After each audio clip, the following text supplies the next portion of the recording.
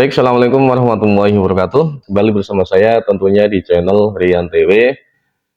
Pada minggu ini, Partai Golkar sedikit terguncang karena dari Dewan Pakar dari Golkar itu menuntut mundur Erlangga Hartarto dari pucuk pimpinan Ketua Umum Golkar. Dan ini menimbulkan sebuah tanda tanya yang tentunya dari peristiwa ini dimanfaatkan dengan seksama oleh para kubu perubahan, kubu koalisi perubahan yang lemah sekali, sehingga memakai isu-isu yang itu digunakan untuk menjerat ataupun memojokkan salah satu pihak. Tentunya tidak lain yang dipojokkan adalah Presiden Jokowi, atau secara lebih umum lagi kubu PDIP, tentunya seperti itu. Tapi di sini kita akan membahas sebegitu kuatkah Presiden Jokowi sehingga apapun yang terjadi di elit-elit partai manapun ataupun apapun yang terjadi terkait masalah partai di internal partai orang lain, sehingga semuanya harus dikaitkan dengan Presiden Jokowi. Apakah sekuat itu Jokowi? Mari kita bahas bersama.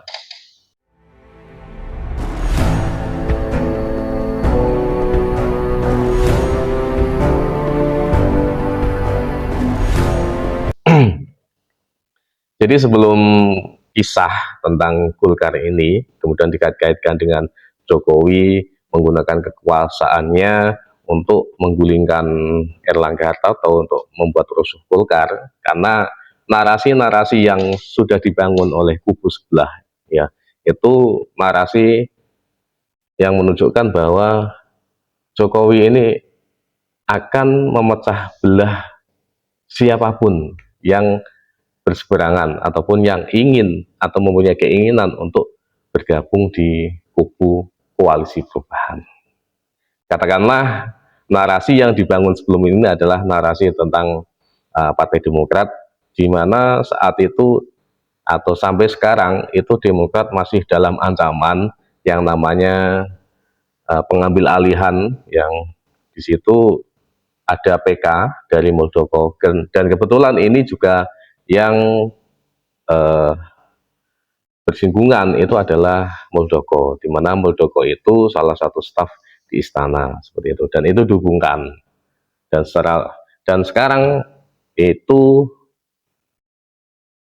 Partai Golkar, di mana saat ini Dewan Pakar dari Partai Golkar itu menuntut Erlangga Hartarto dengan alasan bahwa sampai sekarang Erlangga Hartarto belum menentukan mau berada di sebelah mana, sebelah A atau sebelah B, partai koalisi A atau koalisi B atau koalisi C, belum ada kepastian seperti itu. Makanya dari Dewan Pakar itu menuntut bahwa Erlangga Hartarto untuk mundur jadi dari ketua umum, kemudian digantikan oleh Luhut Binsar Panjaitan. Di sini narasi yang dibangun ya oleh kubu koalisi perubahan sama, dari pengamat-pengamat yang katanya pengamat sama, mengarahnya ke Presiden Jokowi.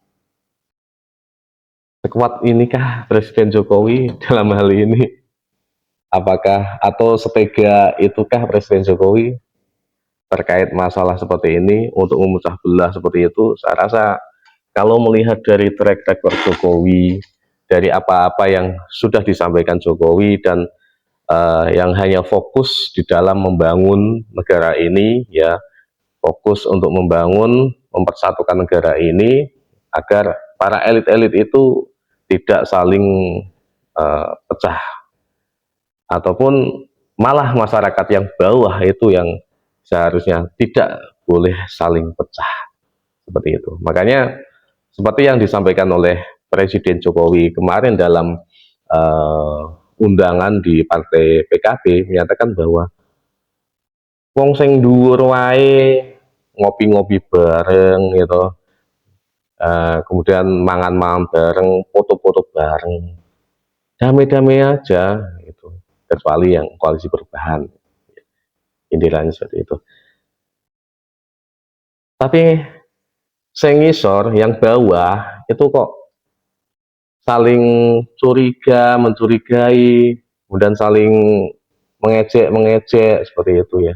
Kanggo opo seperti itu. Itu salah satu bukti bahwa Presiden Jokowi ini selain fokusnya kepada pembangunan Indonesia karena mengejar di 2045 nanti dan 2030-an sebagai momentum bahwa negara ini bisa maju ke depannya kalau dipimpin oleh orang yang tepat setelah Presiden Jokowi seperti itu.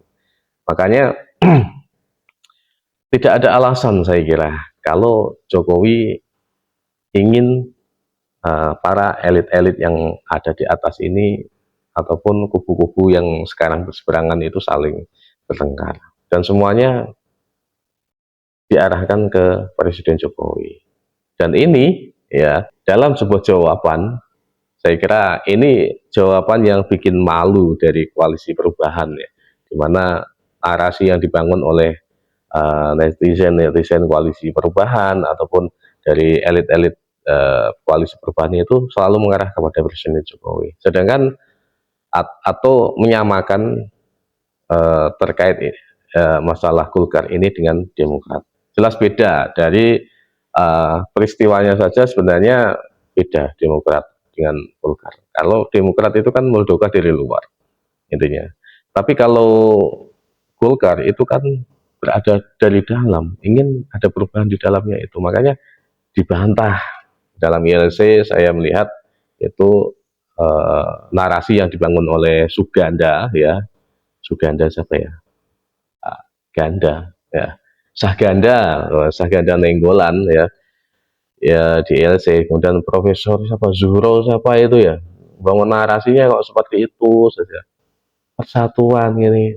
Tapi tidak paham apa yang tapi tidak netral apa yang disampaikan, yang jelas menyudutkan salah satu pihak. Itu kan saya rasa juga bukan seorang pengamat yang bagus ya kalau gitu ya. Kalau pengamat yang bagus dia netral kemudian menyampaikan apa yang seharusnya itu ada seperti itu dan tidak terlalu menyudutkan. Kalaupun kadang bisa juga mengarah ke satu pihak tapi narasi yang dibangun tidak melulu seperti itu ataupun secara belak-belakan menuduh salah satu pihak seperti itu. Dan itu dibantah ya langsung dalam statement dalam uh, apa acara itu bahwa tidak benar bahwa Pak Jokowi ini ingin ikut campur dalam urusan partai kami. Tidak jelas, tidak benar itu. Nah ini dari intern partai sendiri, yang jelas seperti itu. Partai Golkar itu akan aman, damai, dan Jokowi tidak ada hubungannya sama sekali dengan ini. Pantah, langsung kan jeglek, memalukan kan sebenarnya.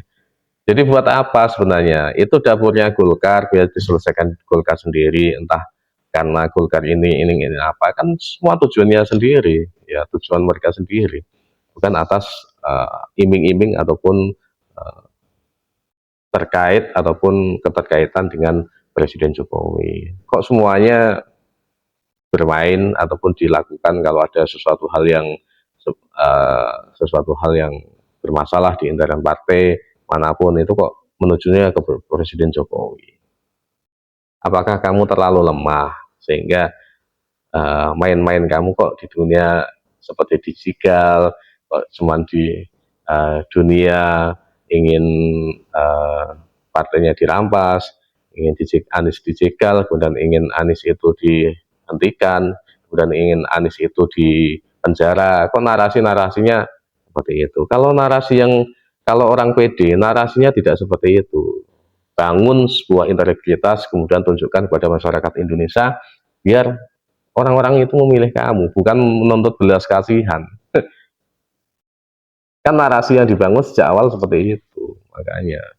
Gimana bermutunya koalisi perubahan ini, sedangkan ngurusi dirinya sendiri dalam arti terkait masalah apa yang seharusnya dilengkapi, apa yang ditunjukkan tidak bisa, malah menunjukkan playing victim, menuntut membuat ingin masyarakat itu belas kasihan, kan rendahan seperti itu. Terima kasih dari saya. Assalamualaikum warahmatullahi wabarakatuh.